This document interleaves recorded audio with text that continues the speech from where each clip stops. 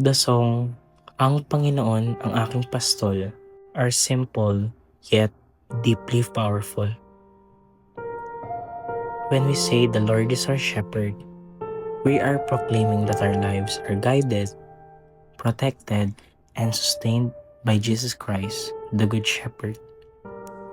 For me, sacrifice goes beyond simply giving something up.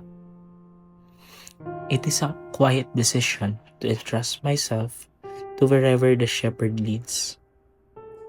There are moments in life when we are called to step away from certain habits, attachments, or comforts, not simply to leave them behind, but so we can grow.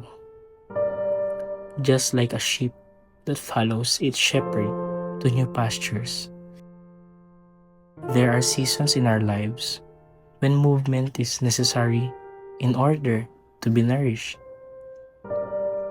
Psalm 23 reminds us that even we walk through the valley of the shadow of death, we are never alone. The sacrifice is not only in what we leave behind, but in the trust we choose to hold on to. It is surrendering control, allowing God to redirect our path, believing that His will is greater than our own.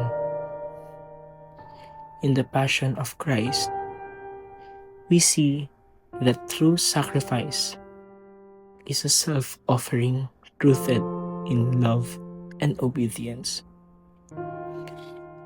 It is not simply about loss, it is about purpose. And when the Lord is my shepherd, every act of letting go becomes an act of faith, and every surrender becomes a step closer to the life He promises.